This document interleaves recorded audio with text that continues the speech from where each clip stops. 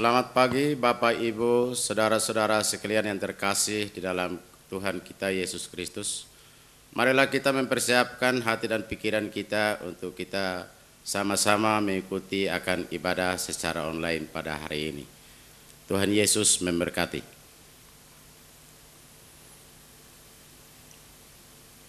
Warta lisan pada hari ini adalah sebagai berikut. Pelayan firman pada kebaktian Minggu Advent ke-1 hari ini adalah Pendeta Emeritus Rashid Rahman. Pelayan firman pada kebaktian Minggu Advent kedua minggu depan adalah Pendeta Peter A. Wijaya. Doa pagi online dilayangkan pada hari Sabtu 5 Desember 2020 pukul 05.00 WIB dengan tema Tahir dengan Hati Baru. Tahir dengan Hati Baru akan dilayangkan oleh Pendeta Peter A. Wijaya. Demikian warta lisan pada hari ini. Warta selengkapnya dapat dibaca dalam warta jemaat online.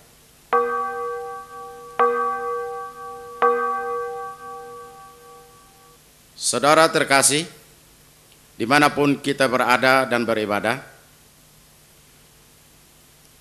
marilah kita bersama-sama menyalakan lilin Advent. Pertama, sambil berharap dan berseru. Sinarilah kami ya Allah, Sang Sumber pengharapan, sebab terang-Mu menghalau kegelapan dunia, memulihkan semesta yang sedang menangis, menumbuhkan pengharapan pada setiap insan yang menyerah.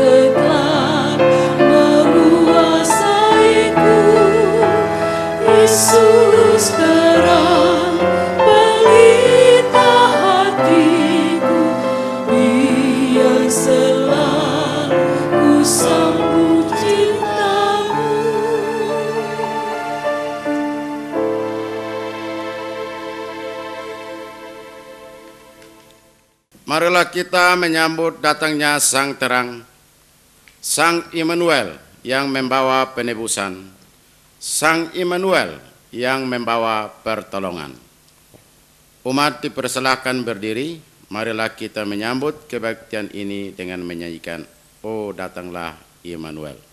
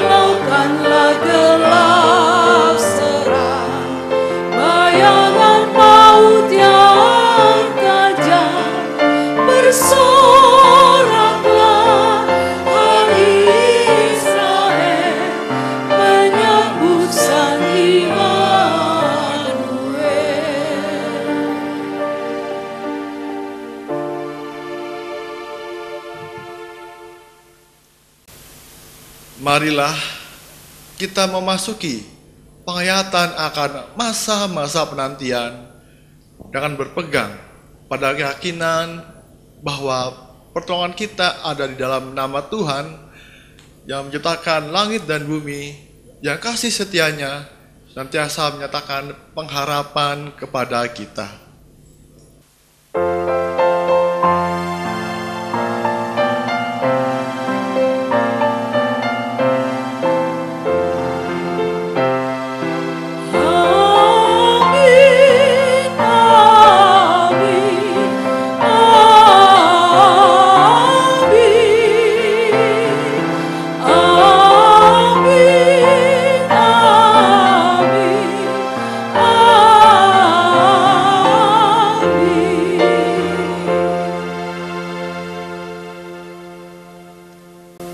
Beserta saudara dan beserta saudara juga. Umat yang dikasihi Tuhan, tema ibadah pada Minggu Advent ke-1 hari ini adalah ketika pohon ara bertunas. Ketika pohon ara bertunas.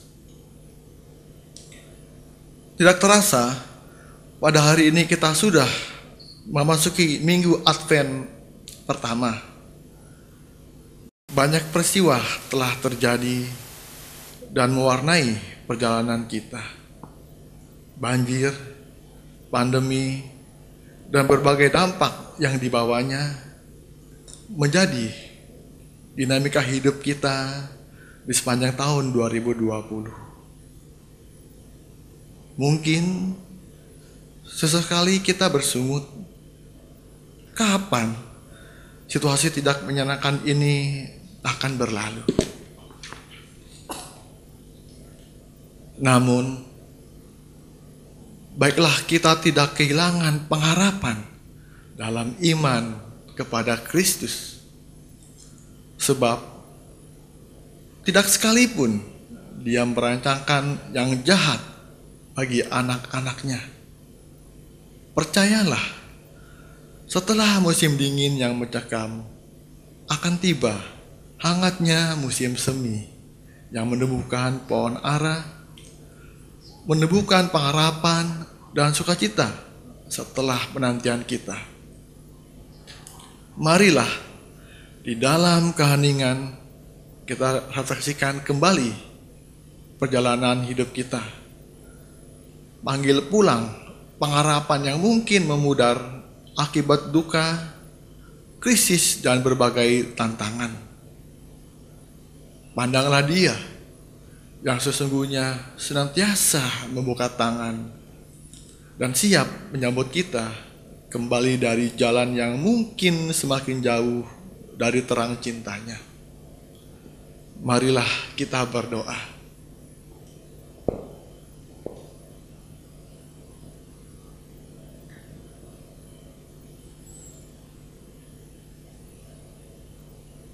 Tuhan, ketika kami memasuki minggu Advent pertama ini, hati kami bergejolak. Kami menghayati bahwa Tuhan memimpin segenap perjalanan hidup kami. Namun, di saat yang bersamaan, hati kami resah dan khawatir. Sebab si jahat senantiasa mengintai kami di antara tantangan dan cobaan hidup yang kami hadapi. Kami gamang karena situasi hidup yang sulit diprediksi, pandemi yang masih berlangsung, krisis, dan berbagai hal lain kadang melemahkan kami. Tidak jarang pula kami jatuh dan melakukan perbuatan yang tidak berkenan di hadapan-Mu. Tuhan, kasihanilah kami.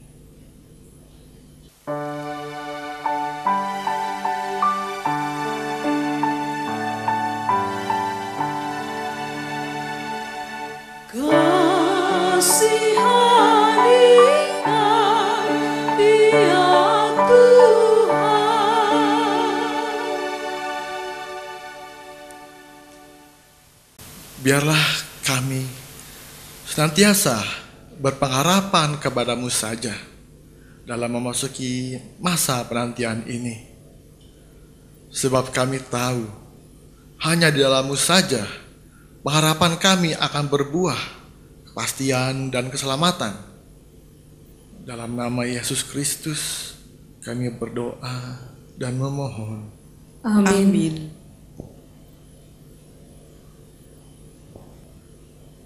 Umat yang dikasihi Tuhan, bagi kita yang telah mengakui dosa-dosa kita, pengampunan Kristus tersedia bagi kita. Terimalah berita anugerah yang diambil dari kitab Yesaya pasal 12 ayat 1 sampai 3. Pada waktu itu engkau akan berkata, "Aku mau bersyukur kepadamu ya Tuhan, karena sungguh pun engkau telah murka terhadap aku. Tetapi murkamu telah surut dan engkau menghibur aku. Sungguh Allah itu keselamatanku. Aku percaya dengan tidak gemetar. Sebab Tuhan Allah itu kekuatanku dan mazmurku. Ia telah menjadi keselamatanku. Maka kamu akan menimba air dengan kegirangan dari mata air keselamatan. Di dalam Kristus engkau pun telah diampuni. Di dalam Kristus engkau pun telah diampuni. Damai Kristus bagimu. Damai Kristus bagimu juga.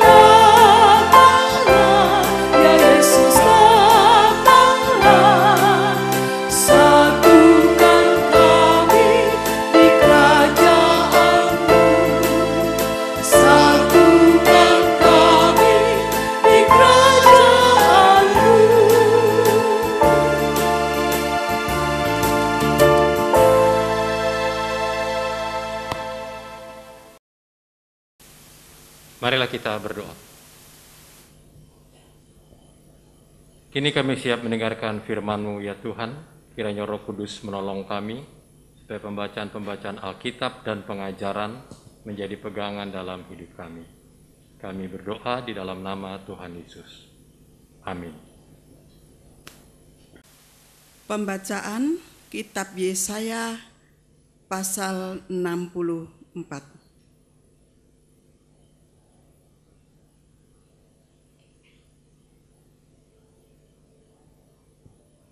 Sekiranya engkau mengoyakkan langit dan engkau turun, sehingga gunung-gunung goyang di hadapanmu. Seperti api membuat ranggas menyala-nyala, dan seperti api membuat air mendidih. Untuk membuat namamu dikenal oleh lawan-lawanmu, sehingga bangsa-bangsa gemetar di hadapanmu.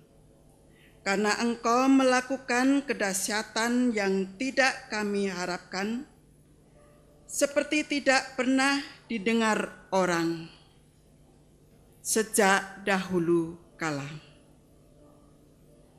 Tidak ada telinga yang mendengar dan tidak ada mata yang melihat.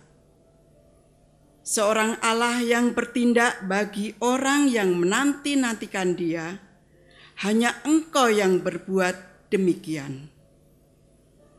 Engkau menyongsong mereka yang melakukan yang benar dan yang mengingat jalan yang Kau tunjukkan. Sesungguhnya Engkau ini murka sebab kami berdosa. Terhadap Engkau kami memberontak sejak dahulu kala. Demikianlah kami sekalian seperti seorang najis, dan segala kesalehan kami seperti kain kotor. Kami sekalian menjadi layu seperti daun, dan kami lenyap oleh kejahatan kami, seperti daun dilenyapkan oleh angin. Tidak ada yang memanggil namamu atau yang bangkit untuk berpegang kepadamu. Sebab Engkau menyembunyikan wajah-Mu terhadap kami dan menyerahkan kami ke dalam kekuasaan dosa kami.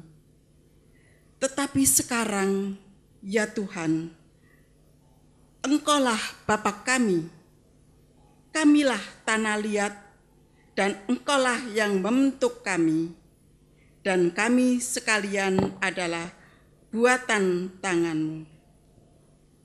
Ya Tuhan, janganlah murka amat sangat, dan janganlah mengingat-ingat dosa untuk seterusnya. Sesungguhnya, pandanglah kiranya kami sekalian adalah umat-Mu. Demikianlah sabda Tuhan. Syukur kepada Allah.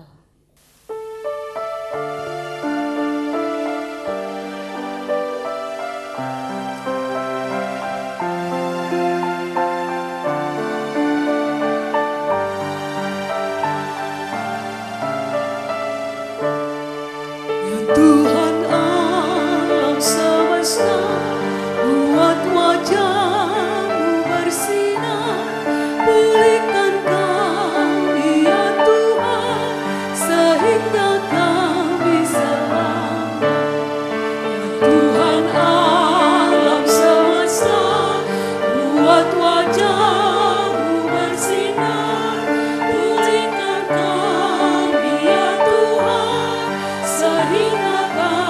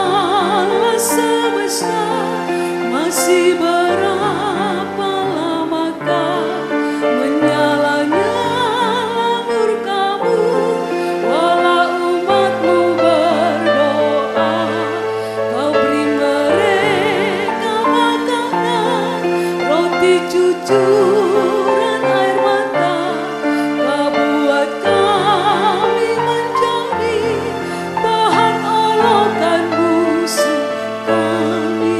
Ya Tuhan alam semesta, buat wajah-Mu bersinar, pulihkan kami ya Tuhan, sehingga kami selamat. Kiranya tangan-Mu Tuhan menjaga anak manusia yang di sebelah kanan-Mu, yang Kau teguhkan bagi-Mu, maka kami pun tak akan menyimpang daripada-Mu. Beri kami hidup ya Tuhan, untuk memuji nama-Mu. Ya Tuhan alam semesta, buat wajah-Mu bersinar, pulihkan kami ya Tuhan, sehingga kami selamat.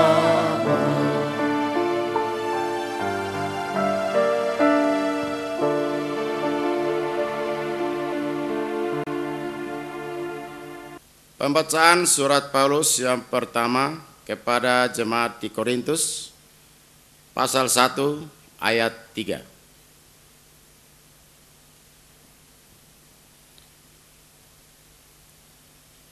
Kasih karunia dan damai sejahtera dari Allah, Bapa kita, dan dari Tuhan Yesus Kristus menyertai kamu. Aku senantiasa mengucap syukur kepada Allahku karena kamu atas kasih karunia Allah yang dianugerahkannya kepada kamu dalam Kristus Yesus. Sebab di dalam Dia kamu telah menjadi kaya dalam segala hal, dalam segala macam perkataan dan segala macam pengetahuan, sesuai dengan kesaksian tentang Kristus yang telah diteguhkan di antara kamu. Demikianlah kamu tidak kekurangan dalam suatu karunia pun, sementara kamu menantikan penyataan Tuhan kita Yesus Kristus. Ia juga akan meneguhkan kamu sampai kepada kesudahannya, sehingga kamu tak bercacat pada hari Tuhan kita Yesus Kristus. Allah yang memanggil kamu kepada persekutuan dengan anaknya Yesus Kristus, Tuhan kita adalah setia. Demikianlah sabda Tuhan. Syukur kepada Allah. Inilah Injil Yesus Kristus menurut Markus, pasal 13, ayat 24. Demikian.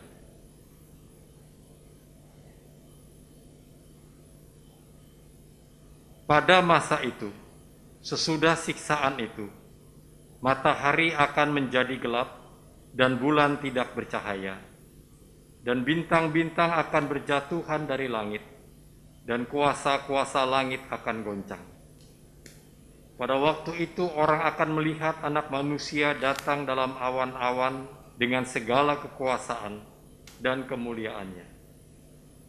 Dan pada waktu itu pun Ia akan menyuruh keluar malaikat-malaikatnya dan akan mengumpulkan orang-orang pilihannya dari keempat penjuru bumi, dari ujung bumi sampai ke ujung langit. Tariklah pelajaran dari perumpamaan tentang pohon ara. Apabila ranting-rantingnya melembut dan mulai bertunas, kamu tahu bahwa musim panas sudah dekat. Demikian juga, jika kamu lihat hal-hal itu terjadi, ketahuilah bahwa waktunya sudah dekat, sudah di ambang pintu. Aku berkata kepadamu, sesungguhnya angkatan ini tidak akan berlalu sebelum semuanya itu terjadi. Langit dan bumi akan berlalu, tetapi perkataanku tidak akan berlalu. Tetapi tentang hari atau saat itu, tidak seorang pun yang tahu. Malaikat-malaikat di sorga tidak, dan anak pun tidak. Hanya Bapa saja. Hati-hatilah dan berjaga-jagalah. Sebab kamu tidak tahu bila manakah waktunya tiba. Dan hanya sama seperti seorang yang bepergian, yang meninggalkan rumahnya, dan menyerahkan tanggung jawab kepada hamba-hambanya, masing-masing dengan tugasnya, dan memerintahkan penunggu pintu supaya berjaga-jaga. Karena itu berjaga-jagalah, sebab kamu tidak tahu bila manakah tuan rumah itu pulang, menjelang malam, atau tengah malam, atau larut malam, atau pagi-pagi buta, supaya kalau ia tiba-tiba datang, jangan kamu didapatinya sedang tidur. Apa yang kukatakan kepada kamu, kukatakan kepada semua orang, berjaga-jagalah. Demikian saudara-saudara pembacaan-pembacaan Alkitab. Berbahagialah mereka yang mendengarkan firman Tuhan dan memeliharanya. Maranatha.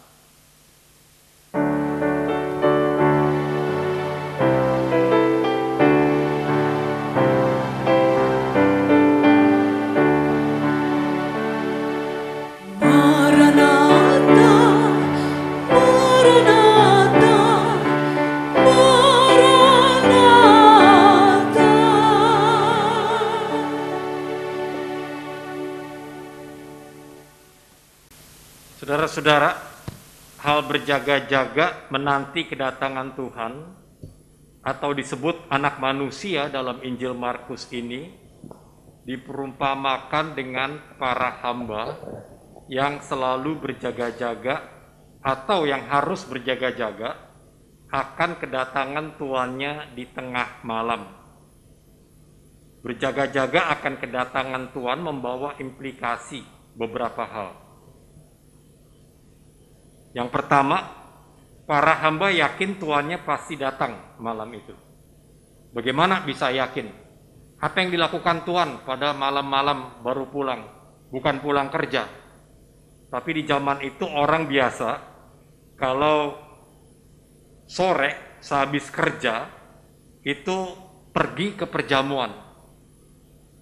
Memang tidak setiap malam, tapi ada kalanya. Paling tidak sepekan sekali, atau sepekan 2 kali, atau bahkan 3 kali. Dia bisa mengadakan perjamuan di rumahnya, mengundang teman-teman, tapi lebih banyak juga dia pergi keluar rumah, diundang oleh temannya. Perjamuan itu berlangsung bisa semalam suntuk. Jadi orang makan dulu, makannya tidak lama, mungkin kalau zaman sekarang sekitar 1 jam. Setelah makan yang lama itu ngobrolnya. Lalu ngobrolnya itu ada minum-minum, ya minum, diskusi, ngobrol, kadang-kadang hiburan, diskusi. Jadi ada banyak diskusi, ada banyak atraksi, ada banyak pertunjukan kecil-kecilan. Yang datang ke perjamuan itu sekitar 10, 11, 12 orang. Jadi teman dekat, ngobrol, dugem, ya duduk-duduk gembul. Itu kalau kita lihat di Kisah Para Rasul misalnya, Lukas menceritakan Paulus ngobrol di Makedonia itu lama, semalam suntuk. Jadi Kisah 20, lalu orang dengerin Rasul bicara, diskusi dengan orang-orang Kristen. Lalu ada orang muda yang dari lantai atas itu dengerin sambil ngantuk-ngantuk. Lalu jatuh ke bawah, dia mati. Ada ceritanya itu. Ingat namanya siapa orang itu? Guru sekolah minggu ada yang ingat? Tidak ada guru sekolah minggu. Aman. Ya ada orang muda dengerin pengajaran Paulus, diskusi di bawah itu, dia jatuh mati. Untung dihidupin lagi, ya Etikus namanya. Ya itu ada cerita itu, kenapa sampai malam? Lalu Diceritakan besok pagi sebelum fajar Paulus baru pergi ke pelabuhan untuk menyeberang. Jadi itu cerita itu biasa. Zaman itu orang ngobrol bisa kadang-kadang sampai menjelang fajar. Makanya di sini ada cerita tuannya nggak tahu, hamba tidak tahu pulangnya kapan. Tapi pasti si tuan pulang malam ini. Kalau percakapannya tidak menarik ya sekitar pukul 10, waktu itu nggak ada jam ya. Jadi sebelum tengah malam ya orang pulang. Kalau percakapannya menarik, asik, bisa sampai lama. Jadi nggak ketahuan. Jadi hamba itu menunggu berjaga-jaga. Makanya saudara-saudara kalau dengerin khotbah, jangan ngantuk, jangan tidur, bisa mati seperti Etikus. Nah itu.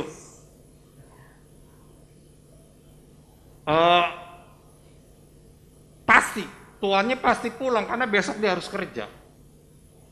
Jadi nggak seperti zaman sekarang kalau orang dugem itu malam minggu, besoknya nggak kerja, enggak. Jadi dugem itu bisa malam biasa, banyaknya malam biasa pulang kerja. Dan belum ada hari minggu untuk libur ya, zaman itu. Jadi hambanya perlu, dia berjaga-jaga. Supaya kalau tuannya datang ngapain hambanya? Mencucikan kaki. Ya, kalau orang dari luar itu dicucikan kakinya sebelum masuk rumah. Jadi mereka berjaga-jaga, terutama kepala rumah tangga. Nah, hal ini sejajar dengan perkataan Yesus bahwa seperti mulai melembut dan bertunasnya ranting-ranting pohon ara. Jadi malam kalau Tuhan itu pergi, itu tanda bahwa Tuhan itu akan pulang. Cuma nggak tahu pulangnya kapan. Jamnya tidak tahu, waktunya tidak tahu. Ini musim juga begitu. Kalau pohon ara mulai bertunas, kata Yesus, itu tanda sudah dekat musim panas. Kita juga begitu. Ya, kita tahu di Indonesia banyak tanda. Kalau tanda yang berhubungan dengan musim, ya, kalau sekitar bulan November, kalau sudah mulai bermunculan bunga-bunga flamboyan atau apa begitu ya, nah itu tanda sudah dekat Desember misalnya, ya. Jadi ada tanda-tanda itu, dan kita tahu kalau orang biasa hidup di alam, kita tahu. Nah, anak manusia itu kedatangannya bisa dirasakan, bisa diketahui. Jadi beda. Kalau baca cerita anak manusia tidak tahu datangnya seperti pencuri di malam hari. Itu analoginya beda. Kalau pencuri nggak ada yang tahu malam ini atau malam besok atau nggak datang, kita nggak tahu. Tapi ini memakai analogi tuan rumah. Dia pasti pulang, hanya kita tidak tahu waktunya. Nah, yang Yesus katakan itu, tuan rumah pasti pulang. Anak manusia pasti datang. Karena tanda-tandanya sudah ada. Tetapi kita tidak tahu waktunya yang tepat. Yang tahu waktunya, yang memegang waktu itu adalah Bapa di sorga. Jadi persisnya tidak tahu. Tidak seorang pun tahu. Dan ini hal yang kedua. Tentang hari dan saat itu tidak seorang pun yang tahu. Malaikat di sorga tidak tahu. Anak juga tidak tahu. Maksudnya Yesus sendiri tidak tahu. Hanya Bapa yang tahu. Yakin datang tidak berarti menentukan kapan waktunya. Walaupun sangat disayangkan banyak orang Kristen yang tetap percaya pada ramalan-ramalan tentang waktu dan saat kedatangan Tuhan secara pasti. Namun firman Tuhan pada hari Minggu Advent ini menegaskan kepada kita bahwa tidak seorang pun yang tahu. Berapa lama masa penantian itu? Nah, ini hal yang ketiga. Masa penantian itu kita tidak tahu berapa lama. Bisa sebentar lagi, bisa besok lagi, bisa kapan. Mungkin setelah kita mati juga belum datang. Tetapi inti dari bacaan kita hari ini adalah soal berjaga-jaga. Jadi orang ketimbang memikirkan hal yang kapan datangnya, lebih baik berjaga-jaga. Tidak lama. Yesus mengatakan tuan rumah segera tiba. Waktunya sudah di ambang pintu, kata Yesus. Kalau sudah di ambang pintu, kok hamba nggak tahu ada tuan rumah? Ini bukan soal kuantitas, tetapi soal kualitas penantian. Arti tuan rumah sudah di ambang pintu itu adalah kualitas penantian. Seperti orang yang sudah di ambang pintu. Artinya apa? Kita sudah benar-benar siap. Jadi bukan dalam arti beberapa detik lagi dia masuk ke rumah, tidak. Bukan soal berapa detik kuantitas, tetapi soal kualitas.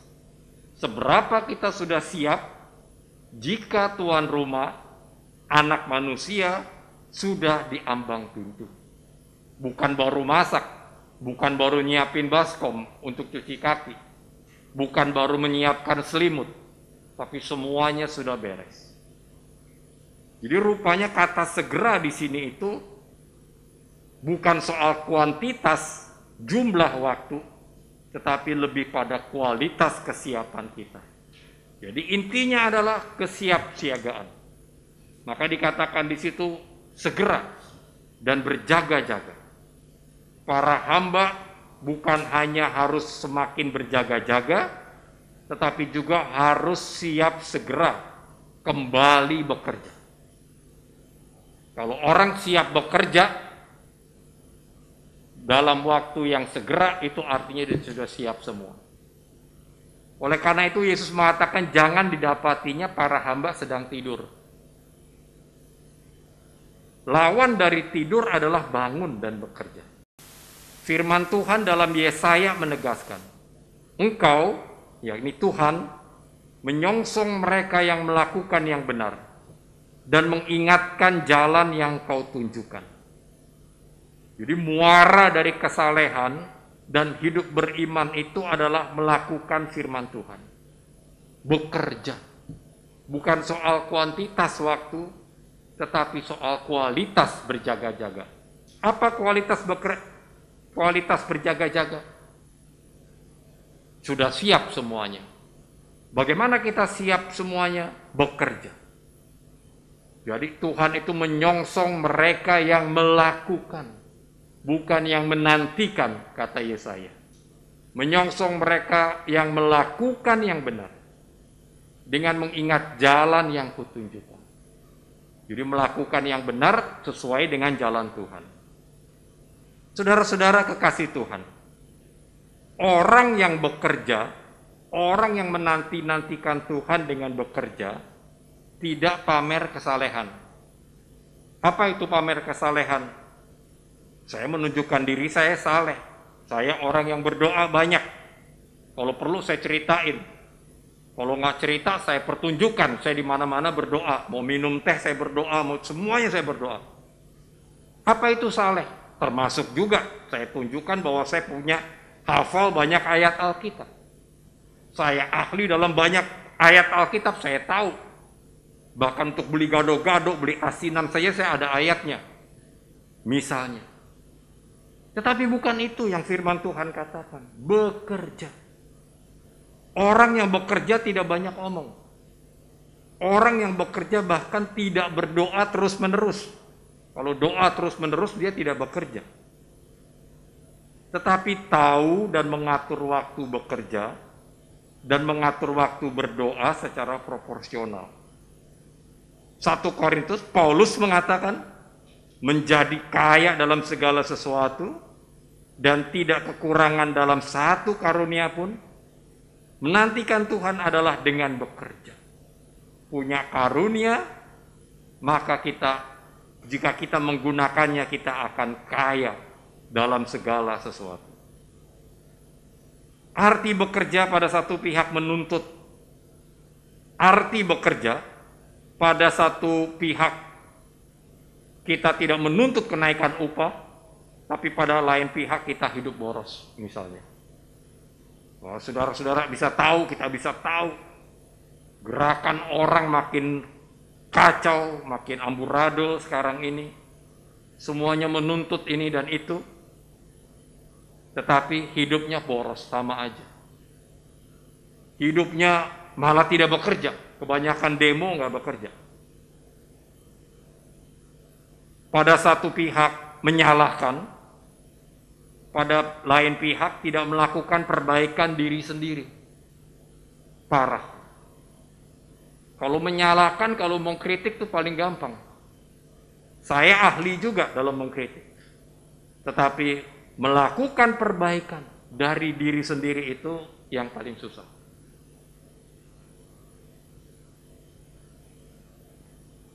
Kita sering teriak-teriak banjir.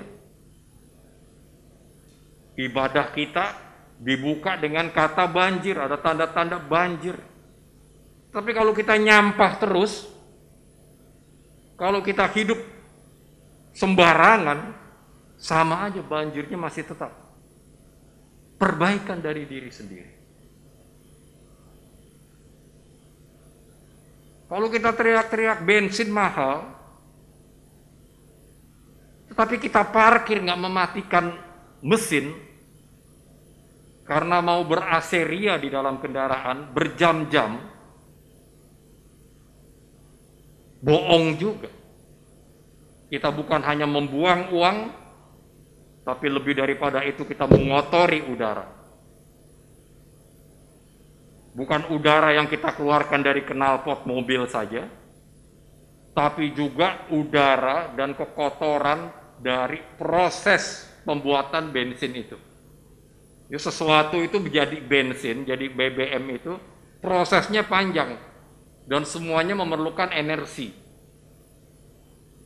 Jadi kalau kita bayar duit untuk bensin itu bukan cuma itunya, itu prosesnya panjang sampai jadi bensin. Sama seperti makanan lah gitu ya, prosesnya panjang. Mau menjadi nasi goreng itu prosesnya panjang. Enggak cuman masukin kecap, masukin bawang putih, masukin nasi, enggak. Dari padi, bayangkan dari sawah dibawa dulu ke penggilingan, dari penggilingan dijadikan beras, jadi beras dibungkus dulu, dan semuanya pakai kendaraan.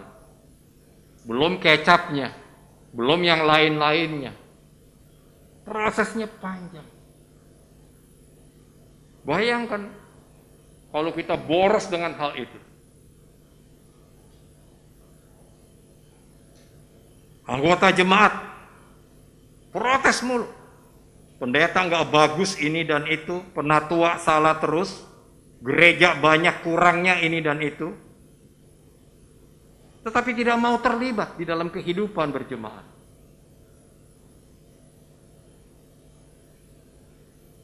Gerejanya kemana-mana, kebaktiannya kemana-mana. Persembahannya untuk kemana-mana.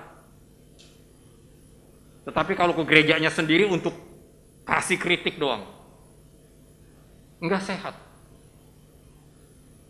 Kritiknya untuk gerejanya sendiri, yang memelihara, melahirkan, menghidupkan, yang menjaga imannya, tetapi pujian untuk yang lain.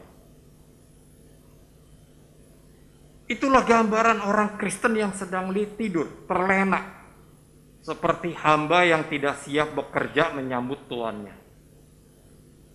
Jadi firman Tuhan bagi kita hari ini, saudara-saudara, tetap siap siaga, laksana hamba yang sangat yakin bahwa tuannya kembali malam ini. Justru di dalam situasi terlena keasikan menuntut ini itu, iman Kristen mengajarkan kita untuk bangun dan bersiap. Tidak terlena. Agar Tuhan yakin. Tuhan mendapati kita tidak sedang tidur ketika Ia datang. Amin.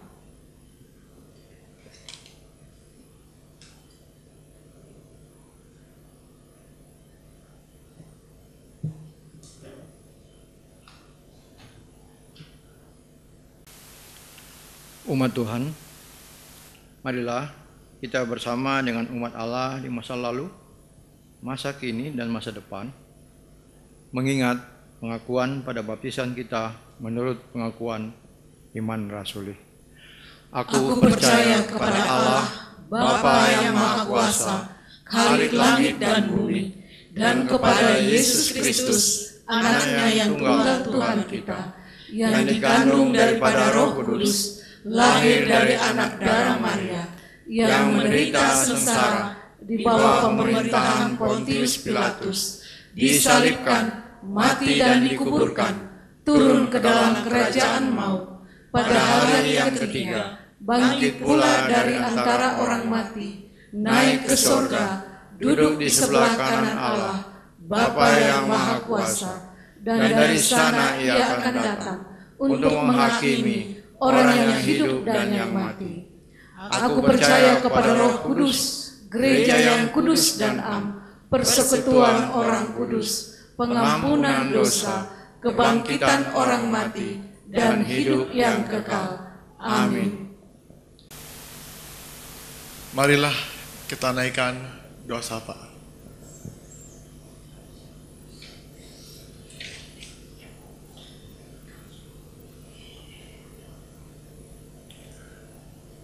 Ya Bapa yang bertata di dalam kerajaan sorga, terima kasih ya Bapa atas penyertaan-Mu pada hari ini, sehingga kami bisa hadir di gereja-Mu untuk memuji dan memuliakan nama-Mu saja. Pada kesempatan hari ini, kami berdoa untuk majelis jemaat, setiap komisi-komisi dan aktivis. Kiranya Engkau sertai pelayanan mereka, berkati setiap kegiatan yang mereka rencanakan, agar dapat menjadi berkat bagi sesama.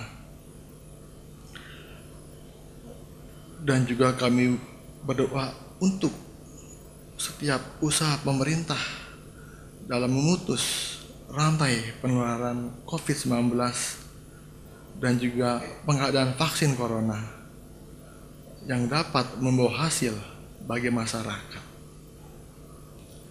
Sekiranya setelah epidemi berakhir, kehidupan perekonomian bangsa Indonesia ini dapat segera pulih seperti sedia kalanya. Dan tidak lupa juga kami berdoa bagi pasien COVID dan juga umat jemaat kami yang sakit.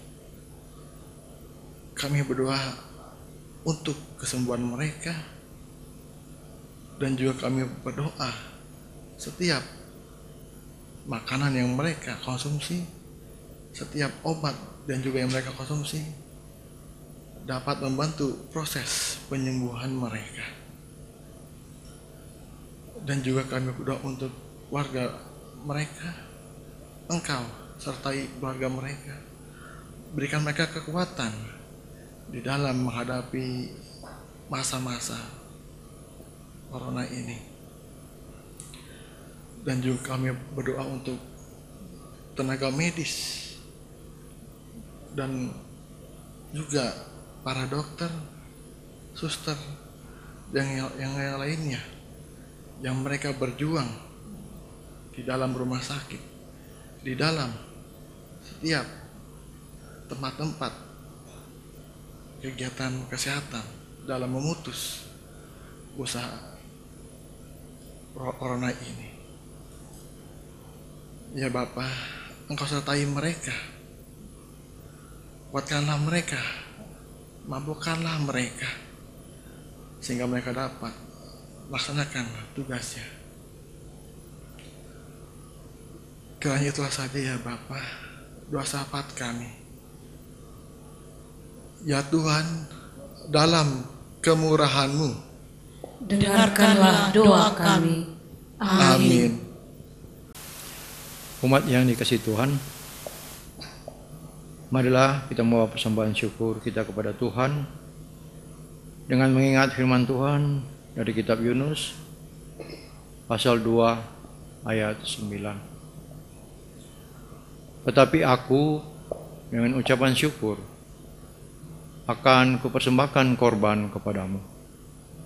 Apa yang kunasarkan akan kubayar. Keselamatan adalah dari Tuhan. Bagi umat yang akan memberi persembahan, dapat membawanya ke gedung serbaguna setiap hari Minggu pukul 11 sampai 13 WIB dengan memasukkannya ke dalam kotak persembahan yang sudah disediakan. Umat dapat memberi persembahan dengan cara transfer melalui alamat dan nomor rekening yang tertulis di bawah ini.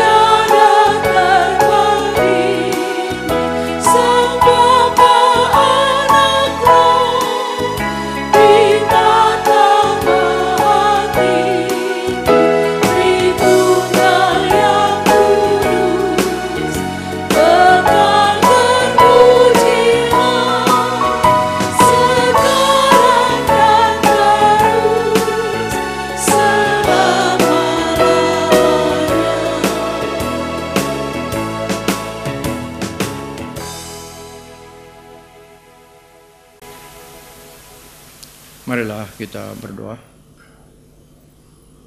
Bapa Surgawi, Allah yang Maha Pemurah, kami bersyukur atas anugerah dan berkat yang tidak terbilang yang telah kami terima. Kami mau bersyukur dengan segala yang ada pada diri kami untuk kami persembahkan kepada Tuhan. Ya Tuhan, terimalah persembahan ini agar menjadi kemuliaan bagi nama-Mu. Di dalam nama Tuhan Yesus kami berdoa dan memohon. Amin.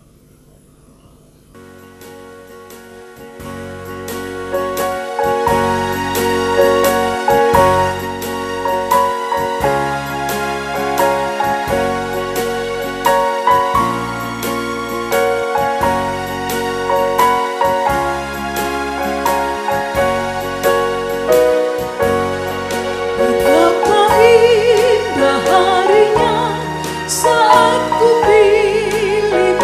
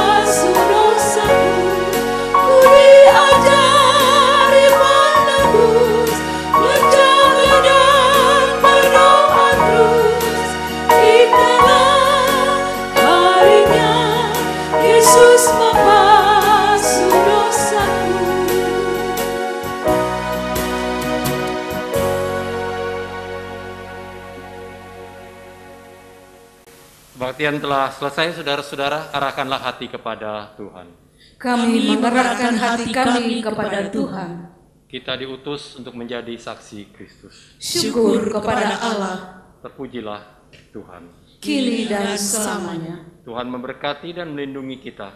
Tuhan menyinari kita dengan wajah-Nya dan memberi kasih karunia-Nya. Tuhan menghadapkan wajah-Nya kepada kita dan memberi damai sejahtera-Nya dari hari ini sampai selamanya. Amin.